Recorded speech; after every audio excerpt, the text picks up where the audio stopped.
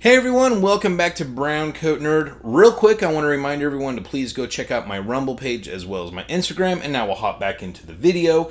This is my Remington 870 Express. I did a review on this. I picked it up a while ago from Ames Surplus. It was listed as a North Carolina Corrections shotgun, which is interesting because it has a 28-inch barrel. It originally came with this polymer stock as well as a sling.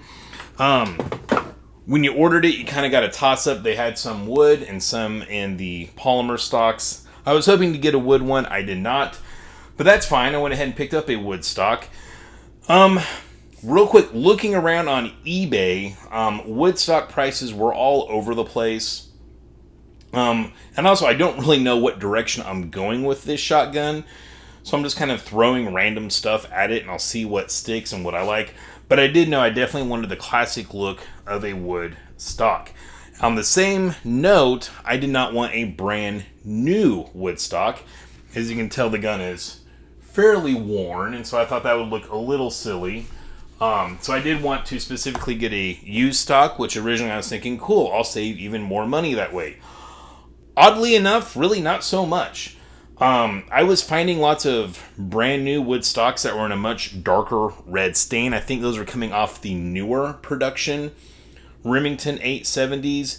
And you can find those, at least at the time. Now, also keep in mind, I was looking around on eBay and the prices were kind of changing throughout the weeks as I was looking at stuff. But I did come across some that were like $80.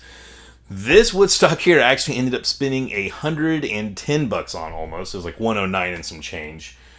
So that was mildly frustrating. Some of the older wood stocks that have this lighter stain were going for quite a bit. And I did, like I said, I didn't want a brand new wood stock. Also, some of the reviews I was watching on some of the newer built Remington 870s, the fit and finish right about here with the wood stock seemed to stick out quite a bit. It wasn't quite as flush. Also, with something brand new, any little dent or ding is going to jump out at you. You're going to baby it. So getting something with some use in it, wasn't going to really baby it too much. And like I said, I specifically wanted to use one to match the gun itself, because the gun has got a pretty good worn finish on it. So I ended up getting this particular stock. I did purchase this, like I said, on eBay from Dead Eye BB. I think these were shipped out of Florida. As far as the older yellow stain stocks, this was pretty much oddly the best price I could find. Now, I could find some butt stocks that were fairly cheap that were listed on their own, and some handguards, foregrip, whatever you call the front section there, pump grip. You could buy those separately. However, I was kind of concerned. Sometimes, pictures can be deceiving. I didn't want to end up with two portions of a stock that varied quite dramatically in the color of the stain. So I decided to go ahead and play it safe and get one that was a altogether single set. Also, the screw that holds the butt stock on is a different length compared to the synthetic stock. So I knew that was something. Preferably, I like to get one with the screw. Otherwise, I would buy one on its own. They're fairly cheap. I think I was finding them for like $8 to $12. So not too much money there. Another thing to keep in mind if you are switching from a synthetic stock to a wood stock, there's a little metal plate in here that is required for all of the wood stocks. You can fit it on without that metal plate, but you definitely want that plate on there to help prevent any kind of cracking. Once again, those aren't too expensive. But I was kind of trying to find a stock set that came with, the screw as well as the metal plate. Also, the same thing with the butt pad, which you can't see and I'm pointing to right here, the butt pad. There were several listings for stocks that were missing the butt pad. And I just kind of wanted to do a one-stop shop on it. And for price of the older stock, this one's not too bad. This was actually a pretty good deal. I don't know if you can see it there, but it does got a pretty good mark. It feels smooth. It does not feel... Well, it's a little rough on that side, but it doesn't feel gouged out. And I will point out that the seller, Deadeye BB, pointed this out in the description. Even the pictures of the gun, he had circled it to make sure that you did see that. So I do appreciate that. He was being very honest. about these marks. Yeah, I think he listed them as vice marks. I've seen a few other wood stocks on eBay that have that exact same mark, so that seems to be a fairly common thing. But like I said, once again, didn't really bother me. And actually, kind of the more beat up, the better off, because I wouldn't notice any additional dings. Of course, I didn't want it too beat up. This one's in pretty nice shape. It's definitely not new. Let me get you some shots here. The handguard, hopefully that's not being completely blown out by the light. But I was very happy with this. This is kind of exactly what I wanted. I mean, I could have done without the vice marks, but I can live with those. Let's see if we can get the butt pad on here. And like I said, for these older stocks, they're going for quite a bit more money. I did find some stocks that were cheaper, but those look like someone had tried to do like a custom grip job on the front, and some of them looked pretty bad. There's a few auctions that I was auctioning on, and once they got to like $100 or $110, I quit bidding on them.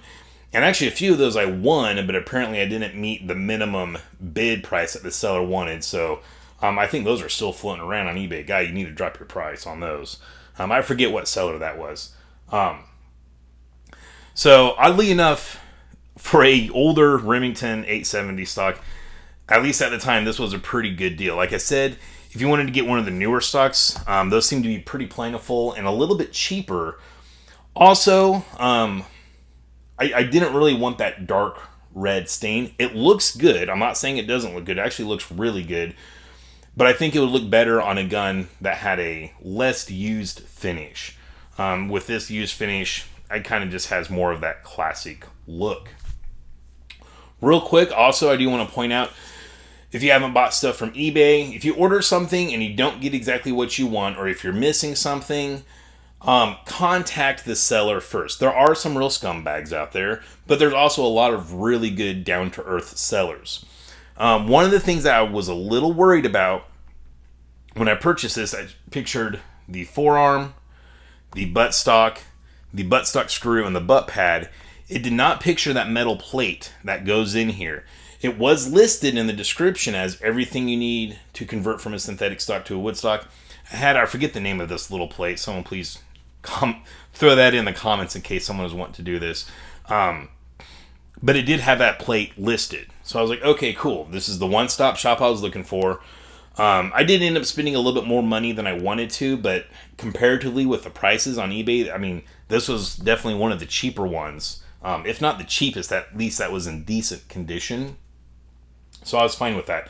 Went ahead and placed my order. The shipping was very fast. However, when it showed up, it actually was missing that little metal plate. That was the one thing I was concerned about, because it didn't actually show that in the pictures. And I was like, ah. So I double checked the listing, verified that it was listed as being part of this purchase. And I contacted the seller, Deadeye BB. And this was like, I want to say like 9 or 10 o'clock at night. They're based out of Florida, so they're an hour ahead of me. Wasn't really expecting to hear anything back maybe for a day or two. But he sent me back a message like literally within 5 minutes of me sending that email to him. And he was very apologetic. He did confirm that yes, that was supposed to be included. And that he had accidentally left it out. He's like, this is the first, I've been selling stuff on eBay for 12 years. This is the first time I've left it out. I'm extremely sorry. I will send it out first thing in the morning. And he did that. I got it very quickly afterwards, just a few days later. That little metal plate showed up. So if you run into something like that, just reach out, contact the seller. Like I said, there's a lot of good sellers out there. And I was very happy that he was, one, so quick to respond back to my email. I really appreciated that. And then that he did follow through and he did send that out to me.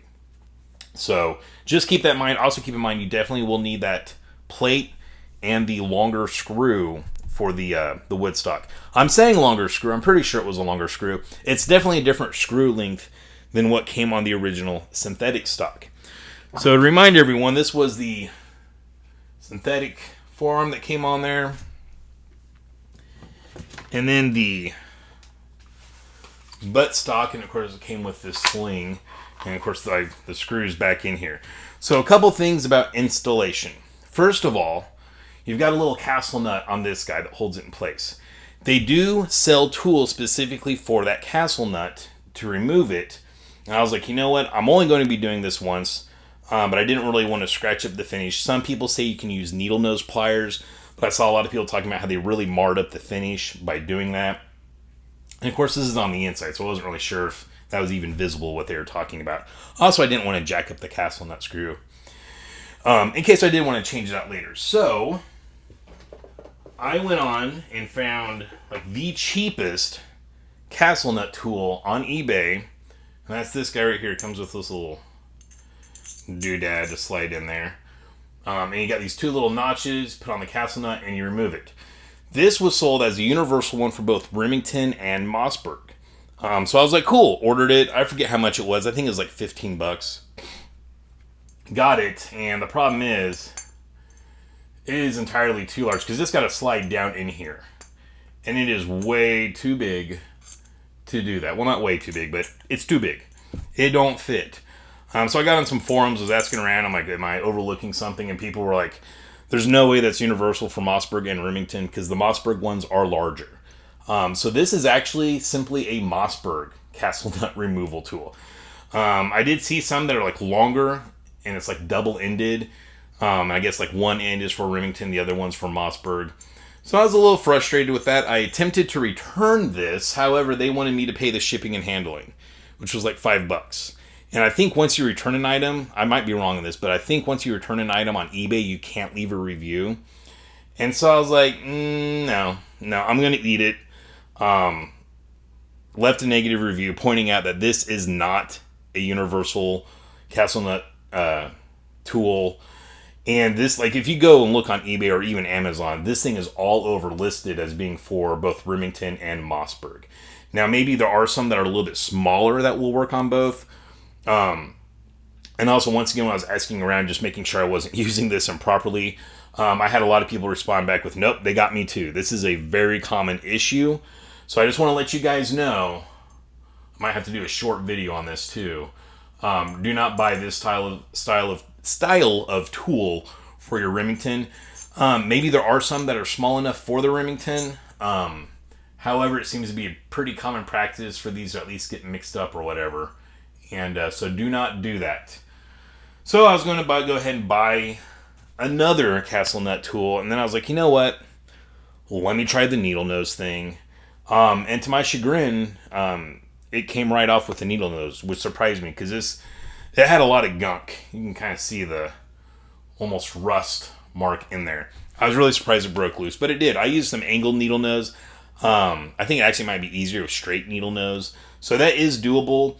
And it didn't really mar up the finish on anything. The castle nut, the bluing, you can kind of see a little bit of marks, but it's not really buggered up or anything like that. I'll totally be able to remove that castle nut if I want to again in the future. So just putting that out there. If you're wanting to change these out, maybe try a set of needle nose pliers. Might work for you. I have seen some people say on the police versions of these, they use some kind of like a brown like thread lock or Loctite, and that those are very hard to get off, and that typically you'll need to put some heat on those. So if you got one of those, you might want to go ahead and get one of the tools.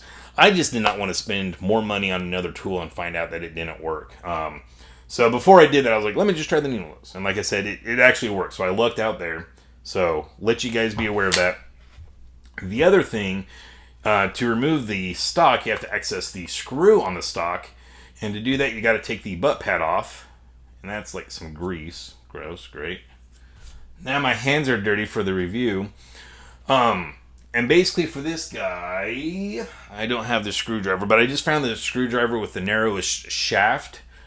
And use that on here. Now you might be scared you're going to rip these or something. Just be gentle. Talk sweetly to it. Definitely use some lube. If you don't have any lube, I don't know, maybe spit on it. But I just put a little bit of gun oil on here. And when I was putting that screwdriver in there, it did feel like I was ripping this butt pad, actually on both of them. But it didn't. So I was fine there. And then just backed out one side a little bit, backed out the other, and went back and forth until I was able to remove the butt pad and access the screw that was holding this on. Now, removing the screw on the synthetic stock was pretty easy with a long flathead screwdriver. However, the challenge arose tightening the screw with the new wood stock on there. They do make a special tool. It kind of looks like a socket with a flat head in it, and that's kind of designed to like center itself around the screw. And I was like, I don't need that. Good Lord, that's ridiculous. And holy cow, man, that screwdriver just kept slipping off. But I was able to do it. It didn't take too long, but it was definitely more difficult than I ever imagined. I don't think you need to buy one of those tools. Just take your time with it and make sure you're actually turning it. There's a lot of times I was turning it and I actually wasn't even turning the screw. It popped off. So just be aware of that. Also, like I said, don't forget to put that little metal plate in there. I did see someplace recommend to put like a light coating of grease or oil on that plate. So I just had some of that Lucas synthetic gun grease. And I just very lightly put a coating of that on both ends. And I was able to tighten it down. And once again, like I said, I had to use that little screwdriver in here. And you can tell that that's not a, for lack of a better use, virgin screw hole. But that's actually how it looked when I first got it. Obviously the stock, or this butt stock, had been removed before. So me doing it really didn't add too much wear on there at all. So like I said, just use a little bit of gun oil. Be gentle, talk sweetly to it. You'll work through it. One thing I did fail you guys on, I completely forgot to weigh the wood stock before I put it on here. And I'm sorry, I'm not taking it off again. I don't think it's that important. I don't think too many people will care. If I remember, I will weigh this polymer stock at the very end, just to let you know. Also worth pointing out, apparently there's two different kind of types of polymer stock that Remington used. This one's pretty light. The butt stock of the wood stock here is definitely heavier than this guy. The wood handguard felt pretty darn light. This feels pretty darn light. I don't know if there's much of a difference there. But this guy's pretty much hollowed out inside. Apparently Remington does make a more heavy-duty synthetic stock. I think it's what they use on the police models, or at least some of the police models. And apparently that's actually like, it's not hollowed out in here. It's more filled in with polymer to be kind of the same weight as the wood stocks, or at least pretty darn close to it. Another really weird thing I ran into is the slings, or the sling that came on here. Now, I know people are going to laugh and be like, good Lord, Browncoat, you're an idiot. Well, I never said I wasn't. This little sling attachment, I, for the life of me, cannot figure out how the hell to get this thing off. Now, this isn't a great condition sling, but it seems to be of decent quality, albeit very used. So I didn't really want to cut it off. Also, didn't want to be stuck with this sling swivel on the buttstock or the front of the gun. So I kept loosening this thing up and like pulling out. Nothing happened. And then finally I got the bright idea and when I say loosen up, I just mean kind of back it out. See, if I turn righty-tighty, that kind of goes in. As I turn left, it backs out. I got the bright idea to actually push in. That's what you got to do. And voila. So, if you're in the same boat I am, that's how these sling types work. And I see them on a ton of shotguns. So I'm sure that's pretty darn common knowledge. I did look up on YouTube shotgun sling swivels and how to remove, and I didn't really know how else to type this in, and I couldn't find anything. And I discovered that. So there you guys go. Just back it out and then push in. Do not pull out like I kept doing. So I might put this sling actually on my Savage 64F. I wasn't really planning on putting a sling on there, but I mean, I got one. So there, actually, let's see if we can remove it from the back here. I don't know if I've tried to remove this one. These are pretty darn rusty, as you can see. Oh yeah, well maybe. There we go. Ooh, I definitely will want to clean this up some if I do put it on the Savage. Trying to get it off because I plan on weighing this. Oh wow, I should have done this off camera before I started filming, huh? Let me get my cheapo knife so everyone can watch me cut myself. God dang. God dang, man. Well, that ain't happening. So, sorry, I'm sure no one was too concerned about the weight. I'll still try to weigh it here in a little bit, though. So, yeah, sling. Not really much else to go over this. I guess I will be putting out a upgrade video on the 870. Like I said, I don't really know what direction I'm wanting to go with this. Originally, I was thinking about cutting down this ventilated barrel to like 20 or 18 inches. I thought that would look cool. But then it's also like, it's kind of nice to have a 28-inch barrel in case I go hunting, which I probably won't. I have my Kansas hunter safety permit, but I just don't really hunt. So yeah, I might be getting a different barrel for this. I might have already done that. So like I said, I don't know what direction I'm wanting to go in. Also, it is worth pointing out, now that I have the sling off, I was kind of surprised by this little swivel here. It's got a flathead in there. I tried backing that out, and the screw is actually kind of like flanged out on the inside. So I don't really know how to remove that, so it's on there for now, which that's fine. Not really getting in the way. It is worth pointing out that this buttstock does not have a sling swivel on the back. Once again, that's fine. Wasn't really planning on keeping a sling on here. Actually, I was kind of hoping to find one without, just to not have it, because I was pretty sure I wasn't going to put a sling on here. Pretty sure this stock came off of an Express, I would imagine. Sometimes you'll see them with like a little rubber cap that has like the Remington logo. Some of the really nice ones will have like a gold inlay that like went on the Wingmasters and stuff. I was kind of hoping for something. This came with nothing, and I'm fine with that. I did want a little bit of checkering right here. I've seen some that are just smooth. And I will say this does have the checkering, but it doesn't really offer anything in way of grip. It's pretty darn smooth. Maybe that's because it's used. I have a feeling they just were never very aggressive on the checkering. And the same thing with the front here. However, it looks nice. It just looks classic. It doesn't look like something brand new. It looks like something that's been in Grandpa's closet for a while, and I really, really like the look of that. So overall, I'm really happy with this experience. Like I said, I was a little concerned when it first showed up. I was not a big deal that I was going to have to buy that plate, because they're not very expensive. But, I reached out to the seller, and he followed through. It was a goof up on his part. He admitted it, and I got the replacement fairly quickly in. And I like the look of the stock. I feel like if you saw this gun, you would never guess that this was not the stock that originally came on this gun. I feel like the wear matches it pretty darn good. So I'm happy with that. Also, I forgot to point this out. I can do this without... No, I can't do it without hitting stuff. When aim surplus... Wow. When aim surplus... Wow, did you guys hear me go Owen Wilson on that? Wow. Anyhow, when aim surplus listed these, they had the standard Remington 870 Express as well as the Remington 870 Express Magnum for sale. And I think the Magnums were like an extra $50. I was kind of on the fence about that. It wasn't a huge deal if I didn't get the Magnum. However, at the same time, 50 extra bucks, have the ability to shoot Magnums, sure. When I got around to ordering it, they were all sold out of the Magnums. Not a big deal to me, so I went ahead and ordered the standard. However, if you can see there at the end of the serial number, it says M. Now, apparently the first Magnums that they made, they did not mark them as saying Magnum. They just gave it a little M at the end of the serial number. And I checked around on a lot of forums, so I wanted to make sure I was getting this right. And everyone was saying, no, dude, you got a Magnum. So this is just a very early Express Magnum. That's how they marked them. They just simply put the M at the very end of the serial number. So, saved myself $50 right there. That's kind of cool. Little happy about that, so I did want to point that out to everyone, just so you know, in case you're in the same boat as me.